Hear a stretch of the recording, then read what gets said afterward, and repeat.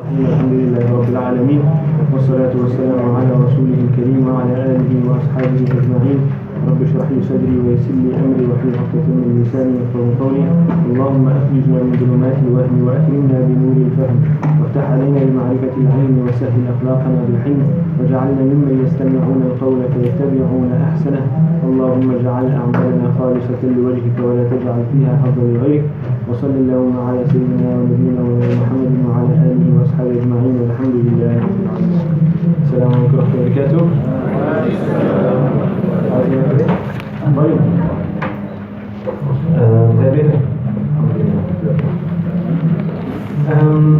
We continue with Surah Anbiya bismillah ta'ala. Just something came to my mind. Did I last week I was comparing something about Surah Hud and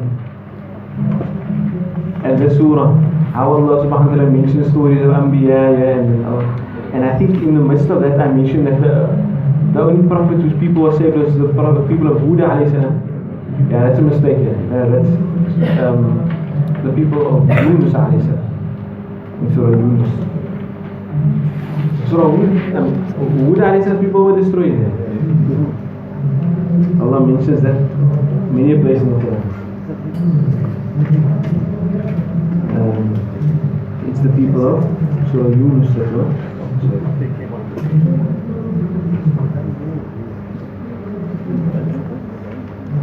Okay, so we're starting actually with the story of Musa alayhi salam today. This is where the stories of the prophets start going. That's on verse number 48.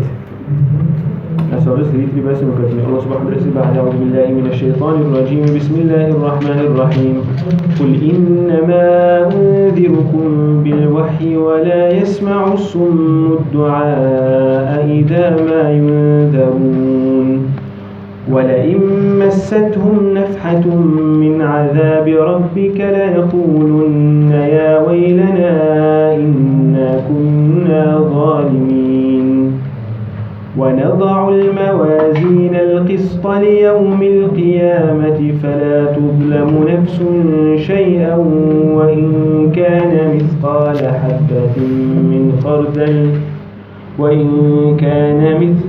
حبة من خردل أتينا بها وكفى بنا حاسبين. So Allah subhanahu wa ta'ala related to a number of verses that Allah mentions in the surah. The one being here, إِنَّمَا أُنذِرُكُمْ بِالْوَحِي, and before that Allah subhanahu wa ta'ala mentioned, and in two places, we did not send before you except people who were given revelation. Allah subhanahu wa ta'ala now goes on. So that becomes the central focus of the surah. In two places Allah mentions we didn't send before you except mankind who received revelation, or human beings who received revelation. And then here in this verse Allah subhanahu wa ta'ala says that Rasulullah sallallahu alayhi wa sallam must tell the people that he too is warning them based on revelation. So Allah subhanahu wa ta'ala goes on to give the accounts of those people that came bearing that revelation. And as we mentioned last week, one of the purposes is for tasliyatun Nabi sallallahu alayhi wa sallam, as consolation for Rasulullah sallallahu alayhi wa sallam, but also because of similarities between the opposition that these prophets were met with, and how the disbelievers from amongst the Quraysh were rejecting Rasulullah sallallahu alayhi wa sallam as well. And so these stories tell us of how the feet of the prophets were firm, and how there was this ever opposition to them from their people. So we started with the story of Musa alayhi salam, and we mentioned why Musa alayhi salam, number one, the Arabs recognized them to be a people who had revelation. Secondly, Musa alayhi salam had like the biggest ummah after that of Rasulullah sallallahu alayhi wa sallam. And thirdly, Musa alayhi salam was the one who brought the previous Sharia. Isa alayhi salam didn't come really with new Sharia, he came with preaching the Sharia of Musa alayhi salam with some amendments to it, but still he came with the previous greatest Sharia. So there was a lot of similarities between Musa alayhi salam the coming of Musa alayhi salam and the coming of the Prophet sallallahu alayhi wa sallam. Allah subhanahu wa ta'ala says, وَلَقَدْ آتَيْنَا مُوسَى وَهَارُونَ الْفُرْقَانَ وَضِيَاءً وَذِكْرًا لِلْمُتَّقِينَ. وَلَقَدْ, and most certainly, that lam, it's a lam qasam, but it's coming for emphasis. آتَيْنَا means we. Ata yuti means to give. So we gave Musa, wa Harun. Musa is the maf'ul, we gave it to Musa and to Harun ibn Mizan. What did we give them? So this word ata can have two maf'uls, right? One maf'ul, whenever something answers the question, who was the action done to, or what was the action done to, both of those things will tell you what are your maf'ul, or what is your maf'ul bihi. So we know there are times where there can be more than one maf'ul bihi for a verb.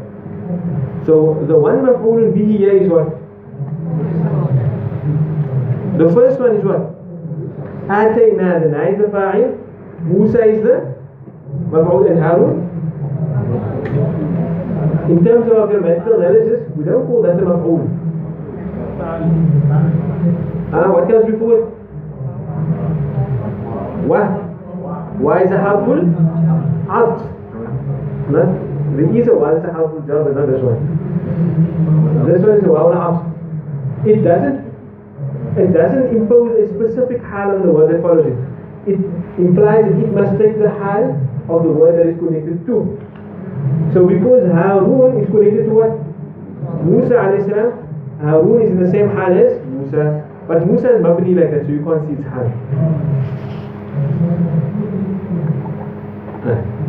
So Musa is the maf'ul number one. Harun, we don't call the maf'ul number two. We say Harun is the ma'tuf. It's the thing that's attached to the first, or the thing that's connected to the first maf'ul. What's the second maf'ul? Al-Furqan.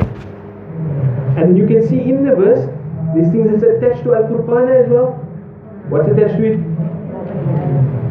Diya'an wa dhikran. So what does it mean? Most certainly we gave Musa alayhi salam and Harun Al-Furqan. Okay, what does Al-Furqan mean? We're going to see now. Diya'an. What does Diya'an mean? Dhikran, what does it mean? All of those are words that we know. But the word Furqan in its linguistic sense means what? It means Al-Furqan is something that is used to distinguish between two things, or to distinguish between things. So Allah subhanahu wa ta'ala calls Yawm al-Badr Yawm al-Furqan, Yawm al-Taqa al-Jam'an. Allah subhanahu wa ta'ala refers to the day of Badr as Yawm al-Furqan. Why does Allah call it Yawm al-Furqan? Because it's the day on which the might of the Muslims was distinguished from the disbelievers, and truth prevailed on the day in a number of other reasons, right? But why I'm highlighting that to you is because when you think of Furqan, what comes to your mind first? Quran. Not because Furqan is another name of the Quran. Why is it the name of the Quran? Because the Quran is the thing that allows us to distinguish between haqq and batil. Umar radiallahu anhu's nickname was Al-Faruq. Same root letters. Why? Oh, a number of reasons. They say Umar Faruq radiallahu anhu, he was also like a man who, there was no grace with him. It's either, haqq was clear with him and batil was clear with him. So that's one of the names why I was called Umar Faruq. And others say because he was quick to when he chopped the Rasulullah at times he told Rasulullah, somebody came and saying certain things to Rasulullah. Umar radiallahu saying, oh Rasul, just allow me. I'll sort him out. Actually, no, he didn't say sort him out. He says, just permit me, I'll strike his neck. So that's one of the other reasons. But the reality is Umar radiallahu anhu was a soft man. Was a hard exterior. Many people with a hard exterior, they really soft on the inside. So Umar radiallahu anhu, that becomes very apparent when we see him as the Khalifa. He just sees a lady with whose baby's crying in the night, and he has something to do with it. The next morning, they say he was crying to such an extent that the floor was wet, that some person had to undergo suffering on account of him. And tears don't flow from a heart. But that's besides the point. We look at the word Furqan. So the word Furqan can refer to a number of things. Allama ibn Ashur rahimahullah ta'ala, he mentions that this Furqan can refer to the Dawrah, right? Because the Dawrah, like the Quran, it also distinguished for the people of Musa alayhi salam and the generations that followed until the coming of Rasulullah between right and wrong. We can refer to the Dawrah. But there's a principle in Balagha, or in understanding the Quran also, التأسيس أولى من التأكيد, that for each word to have a new meaning, to give us a new meaning, is preferred over discounting something as emphasis. So you may think that, okay, Furqan, Diya and Dhikran refer to the Dawrah, right? Because Diya means what? Diya is nur, light. It's a metaphorical way of referring to guidance. The guidance of Musa alayhi salam came via the Torah as well. Dhikran, a reminder, is also it also refers to something that causes your mind, or causes a thought to pass over your mind that once existed there but then left, to remember something essentially, right? And the Torah fulfills all of these functions. The Torah can be considered Furqan. The Torah can be considered to be the Diya, the light that they were sent with. And Dhikran can also be considered to be the Torah. But in tafsir, the Mufassirin say at-ta'sisu awla min at-ta'kid, to ascribe a different meaning to each word. Instead of just saying Furqan means Torah, Diya means Torah, Dhikran means Torah as well, to ascribe a different meaning to it is a better understanding of the Quran. Because Allah subhanahu wa ta'ala doesn't just repeat things for no reason. Allah subhanahu wa ta'ala doesn't repeat things for no reason. That would be just wasteful. And sometimes when there is no apparent reason for emphasis, for just emphasis, then ta'sis is even more awla, to say that each of these words have a different meaning. So that's why Ibn Ashur rahimahullah ta'ala mentions Al-Furqan can refer to a number of things. It can refer to the Dawrah. It can refer to the miracles that Musa alayhi salam and Harun alayhi salam came with, that also distinguish between the falsehood that was apparent to people and the truth. For example, when Musa alayhi salam brought in, when he opposed the magicians, that was something that which the people could use to distinguish between realities as well. Similarly, when they split the sea, there was a distinction there between the authority of Fir'aun and that of Musa alayhi salam. It can refer to the mu'jizat as well. Another thing that it can refer to is the Sharia of Musa alayhi salam, not specifically the Tawrah, the book that from which the Sharia is derived, but the Sharia itself, right? Because that would also distinguish between what is just and what is unjust. The law of Allah subhanahu wa ta'ala allows people to distinguish between what is just and how they need to interact with other people, etc., and everything around him, what is just from what is unjust. The Diya more clearly means nur and light. And we said light is commonly used as a figurative word referring to guidance and knowledge. Well, dhikran we say is something, a reminder. So what do we understand by that? We gave them something not just for them to remember, by which to remind people of what? Remind people of Allah subhanahu wa ta'ala. That's the first understanding. And then lil muttaqeen, Mufassirin, they unpack the Quran subhanahu wa ta'ala to a different level. You can never get it from a translation. Huruf have a variety of different meanings. Like you can have the harf ba has a whole lot of different meanings. You can get the harf ah has a whole lot of different meanings. You maybe only came across one Hamza. You say Hamza to istifham. Has other meanings as well. Can mean the same thing like yeah, but when you want to call something that's near. So like you say, Fatima.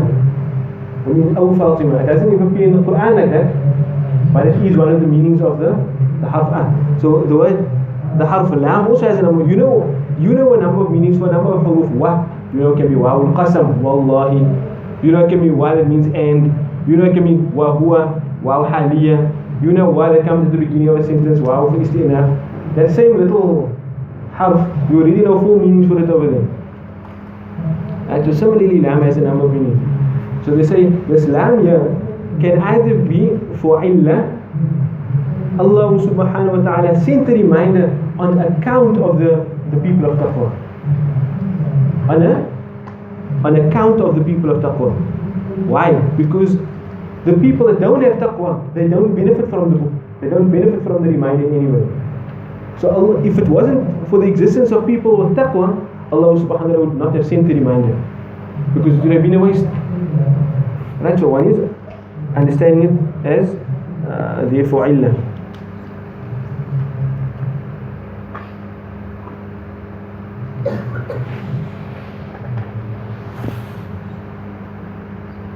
And the other one is what they say for taqwiyah, to strengthen something, and that would just basically imply in terms of meaning it would make the muttaqeen like the maf'ul of the dhikr, that the muttaqeen are the ones reminded. And so one is, there's a subtle difference between it, but it's actually profound. The one is that the reminder, or the ones that are reminded are the muttaqeen. The other one is that Allah sent the reminder on account of the existence of muttaqeen. Yes, they are the ones that will benefit from it, but it was also sent on account of it. Now, why I mentioned all of those things? Just to highlight that principle. You know, as we go along learning the Quran, we want to learn more about the principles of how we understand the Quran, or its depth of meaning. So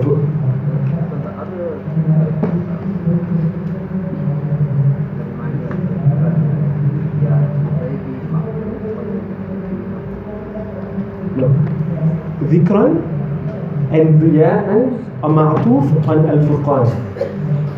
So they are ma'tuf on the second maf'ul. So now, the first maf'ul is answering the question who. The first maf'ul is answering the question who. Who was it sent to? To Musa. And then something is attached to Musa. And who else was it sent to? Harun. The second maf'ul is telling you what was the action done to. What was it that was sent? Telling you Furqan. Was something else that was sent? Yes, Riya'an and Dhikran. Now, there's another interpretation that Ibn Ashur rahmatullah gives. He says that you cannot look at these things as, you can, instead of looking at Riya and Furqan and Dhikran as three separate entities, you can look at them as three separate qualities of things, of all of the things that they were given. So in the mu'jizat of Musa alayhi salam and Harun, there was a criterion, and there was guidance and knowledge to be derived from it, and there was a reminder of Allah subhanahu wa ta'ala in it. Similarly the Sharia, similarly the Dawrah. And all of those are different ways of looking at it, but it adds depth of meaning to how we understand the Quran. Now, just something important. It's not like the Mufassir goes and he just ascribes meaning to the thing afterwards. It may seem like that. It may seem like a Mufassir comes to this verse and he just ascribes meaning because he wants to make the Quran seem like it's full of meaning. That's not the case. The Mufassir looks at the structure of the sentence and looks at the plausible linguistic applications of each of those letters and each of those words. And then he says, not on account of, you see, every person coming to the Quran, he understands the Quran through his own lens. So what the Mufassir tries to do is, he tries to say, look, I'm going to look at the Quran from all of the lenses that the language allows me to. Or from all of the lenses that the ahadith allow me to. Not from my own personal feelings that just ascribe meaning to it. No. I'm going to look at, Ya Allah uses the harf lam. What are the meanings of the word lam in the Arabic language? And then he says, these are the different meanings of lam. Is there anything that forces you to pick one of them? There may be a context that tells you that it can't be some of them. Right? But there isn't a criteria in the sense that tells you that it has to be one. So he says, okay, lam has a number of meanings. Some of them can't be implied here because of the context. But these two are plausible. Therefore, these two meanings are encompassed in this verse. That's why I'm telling you that. So that you must never think that the mufassir, it's an argument that I've heard people use. So, yeah, it's just the exegete or the mufassir that's coming and ascribing meaning to the Quran. No. He's not ascribing meaning. He's just explaining to you the meaning that is there in the verse itself. Because, well, who of us know even the meanings of all the huruf?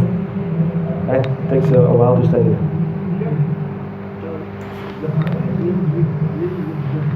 Yes.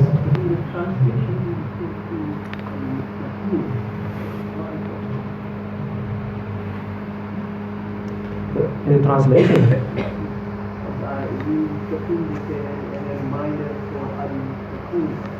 No, that's just a mistake in translation. Because the person translating probably just decided that, well, we don't have the nominal, genitive and those cases in English, so I'm just going to, whenever I translate a word, no matter which hal it's in, I'm going to translate it in Raf.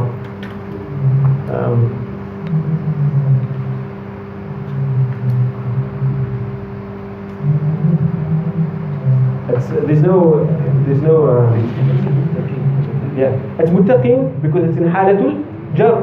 It's in halatul jar because of the noun. So the translator probably just told himself, well, there's no cases in English, so or maybe they are, but I don't know about it.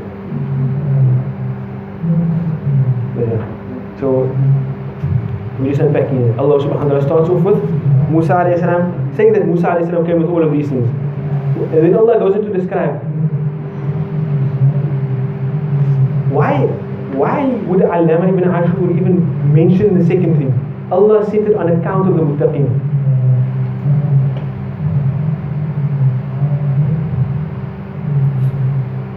You see, one is to say Allah sent it for them, and one is to say on account of them. Why would he even mention on account of them? Because in mentioning that Allah sent it on account of them is haram for them. That Allah subhanahu wa ta'ala would send the revelation for you, there's honor in that. And that honor adds to the tasliyah, to the consolation. Because of the existence of you, O Muhammad sallallahu alaihi wasallam, because of the existence of your companions, that's why Allah subhanahu wa ta'ala will send the revelation to you. It's like, then you consider it like a gift. So Allah goes on to continue, Allah continues to honor these muttaqeen by describing them further. Allah subhanahu wa ta'ala says what? Alladhina is describing the muttaqeen. Alladhina yakhshawna rabbahum bil ghaybi wa hum min as-sa'ati mushfiqun. Who are the muttaqeen? Alladhina, those whom. That alladhina is a sifa. The sifa for who? Al-muttaqeen. Alladhina yakhshawna. Khashya means what? To fear. Alladhina yakhshawna. You can see it's plural. Who do they fear? Rabbahum. They fear their Lord. Bil ghaybi. In the unseen. Yeah, the ba means fear. Yeah, the ba means fear. It means they fear the Lord in the unseen. What does that mean? He's not visible to them. But despite the fact that it's not, that fear is not for makan. Not to say Allah is in a certain place. No. It just means that Allah subhanahu wa ta'ala is not acceptable to them. الذين يخشون by the senses. الذين يخشون ربهم بالغيب وهم من الساعة مشفقون وهم, and they are, that wow is what kind of wow? Wow? Usually when you have a wow followed by a dhamir, which one is it? Wow haliyya. So they fear the Lord in the unseen whilst they are min as-sa'a. They are from the hour. This min as-sa'a, yeah. Like min as-sa'a, it's a harful jar and ismul majroor, isn't it? That harful jar and ismul majroor is connected to the word that comes after it. It's connected to the word that comes after. So So in normal structure it would actually come after. Mushfiqun is a ismul fa'il, and it's also the khabar of the sentence. The simple sentence is وَهُمْ مُشْفِقُونَ. وَهُمْ, the hum is the mubtada, the mushfiqun is the khabar. وَهُمْ مُشْفِقُونَ. Whilst they are mushfiqun. What does mushfiqun mean?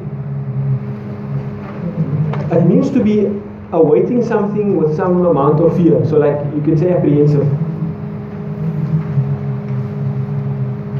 From أشفق يشفق إشفاقا فهو مشفق. Right, so they are, whilst they are mushfiqun, whilst they are apprehensive, min as-sa'a, of the final hour.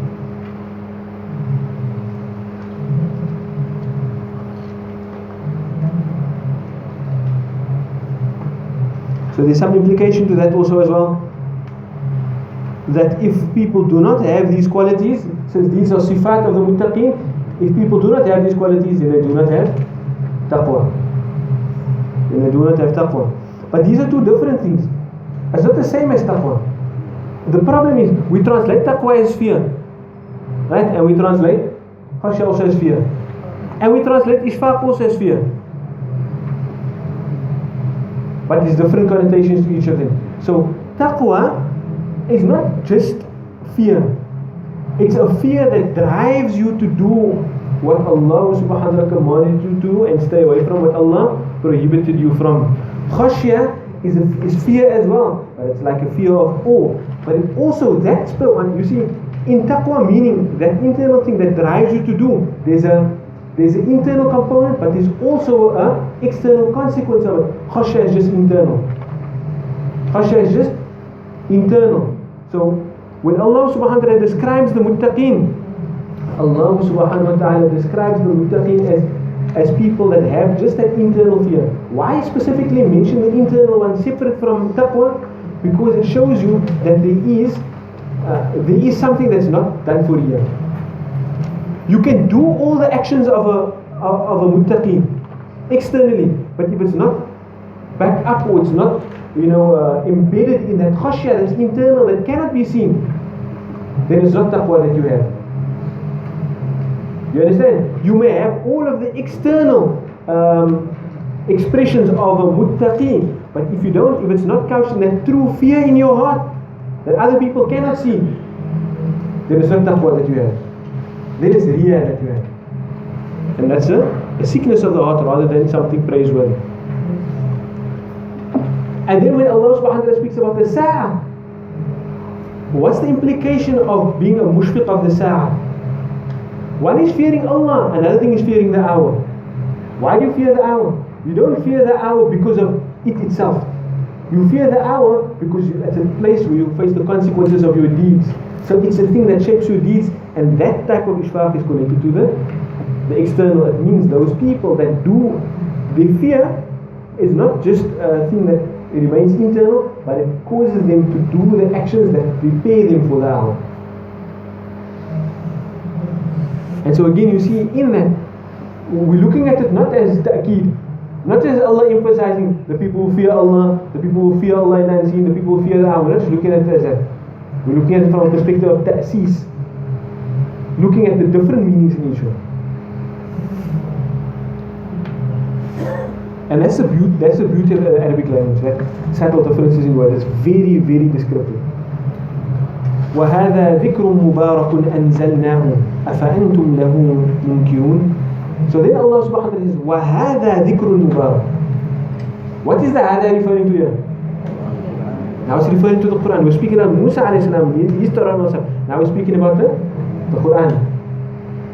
Why the switch to the Quran? Like I said, the Arabs recognized the Jews. They knew the Jews. They recognized the Jews as well. They dealt with them. And they recognized them to be a people of scripture. So why is it that they would recognize Musa alayhi salam to have brought scripture, though they didn't ascribe to it because it was brought specifically to the Bani Israel, right? And the Bani Israel refers to the progeny, coming from Yaqub alayhi salam, whereas the Arabs that inhabited Makkah before, they came from the progeny of Ismail alayhi salam. So they weren't from the Bani Israel, but still they recognized Musa alayhi salam and the Jews to be a people that came with scripture. Why would they accept that in relation to them, but then deny the possibility of Rasulullah sallallahu alaihi wasallam coming with something similar to that? Right?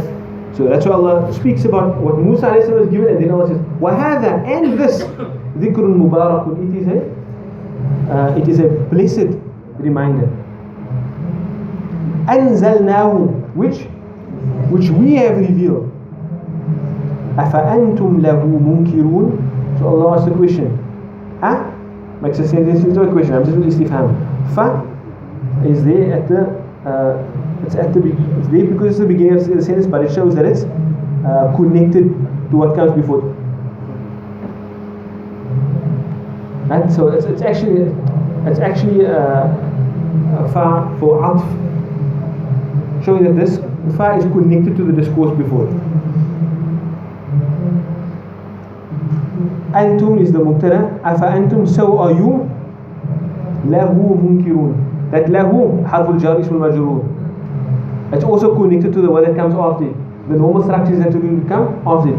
So antum is the mubtada, munkirun is it's ismul fa'il, yes, but it's the khabar of the sentence. And the harful jar, ismul majrur is just connected there. Afa antum munkiruna lahu. What's a munkir? Somebody that denies, right? It's also somebody that it can also mean to not recognize. Oftentimes the root letters ayn, ra, fa are juxtaposed with that of nun, kaf, ra. They're like opposites. That's why you always ma'ruf and munkar. Ya'muruna bil ma'ruf wa yanhawna 'anil munkar. And arafa means to recognize or to know something. Nakira means for something to be unknown or not, to not recognize something. So afa antum lahu munkirun. So are you deniers of it, or are you those people that do not recognize it?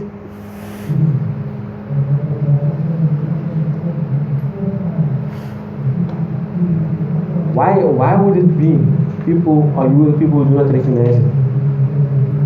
Why ask the question like that? Why not say afa antum lahu mukadhibun, to completely reject? Because in this there's a feigning of ignorance. In using the word, as I told you, looking at the root letters nun, kaf, ra, as opposed to ayn, ra, fa, there's a feigning of ignorance in the rejection, right? But at the same time, it was known that the Arabs recognized the beauty of the Quran. The leaders of the Arabs would come and eavesdrop so that they could hear the beauty of the Quran. They would send who is it? The father of Khalid ibn Walid ibn Walid. They would send him to listen to the Quran because he was one of the most eloquent people. And he would come back to his people after listening to the Quran, and he would tell them, "Innahu la halawa." This Quran is just beautiful. Wa inna alayhi la talawa. There's a cap of excellence on it.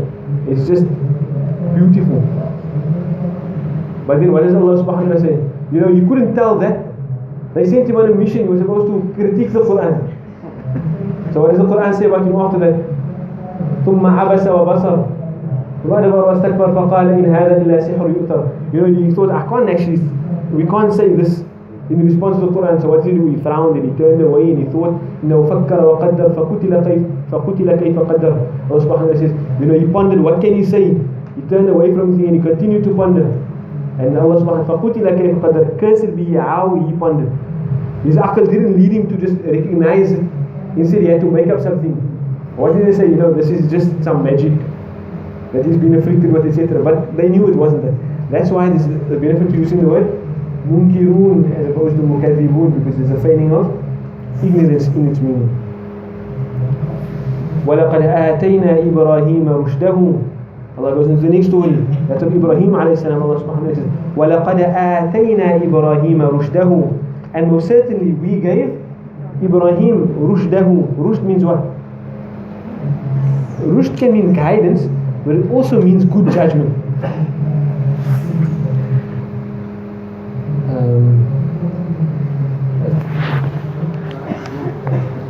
Rashidun is rightly guided.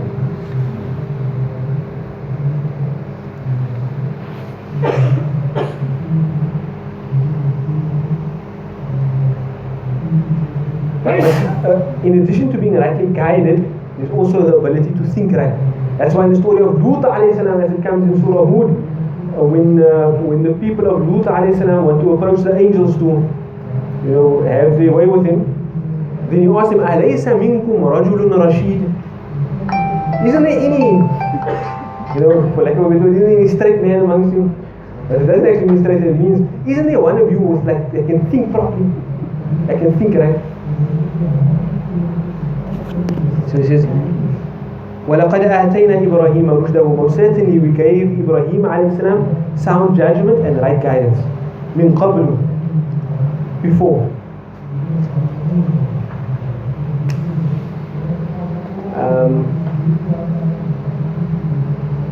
قبل is what kind of word? Tells you time, right? So it's a ظرف, zaman, tells you time. But you know about the ظرف, what you know about the ظرف? It's always followed by a مضاف إليه, that qualifies it, right? But when it doesn't have the مضاف إليه, then it's مبني on a dhamma. When it doesn't have the مضاف إليه, then it's مبني on a dhamma. Why am I telling you that? Because you see there's a min before it. It's supposed to be min qabli if the مضاف إليه was there. So that's what is in halatul jar. Min is a harful jar. The word that follows it must be in halatul jar. That's what is in halatul jar. But it's mabni on a dhamma. Why is it mabni on a dhamma? So that we know that the mudaf ilayhi is not going to be mentioned. Min qablu. So when it's not mentioned, it just means like not referring to a specific time, not before this, but just before, at some time in the past. وَلَقَدْ آتَيْنَا إِبْرَاهِيمَ رُشْدَهُ مِنْ قَبْلُ وَكُنَّا بِهِ عَالِمِينَ. وَكُنَّا. Who is this referring to now? We were. That is the real pronoun, referring to not plurality but just majesty. We referring to Allah. We were bihi, about him, alimin. This bihi harful jar ismul majroor. It's connected to the word that comes after it. The usual structure would be وَكُنَّا عَالِمِينَ بِهِ. We came across that 3 times already. You see, and all of the words that came at the end were ismul fa'il. There's permanency meaning there. So Allah subhanahu wa ta'ala is emphasizing that quality. وَكُنَّا عَالِمِينَ. We are the ones that are knowledgeable. But they are specifically knowledgeable of Him. Why does Allah say that? We gave Ibrahim alayhi salam right guidance and sound judgment, and we were knowledgeable of him. What does that mean? We were knowledgeable of him. Allah knows everything. Why mention that Allah knew about Ibrahim alayhi salam? That ilm there shows that Allah subhanahu wa ta'ala knew his every circumstance, knew his every condition, and Allah, there's an element of care in that knowledge. But why does Allah say it? Because just as Allah was knowledgeable about every condition of Ibrahim alayhi salam, so too is Allah knowledgeable of every condition that the Muslims find themselves in.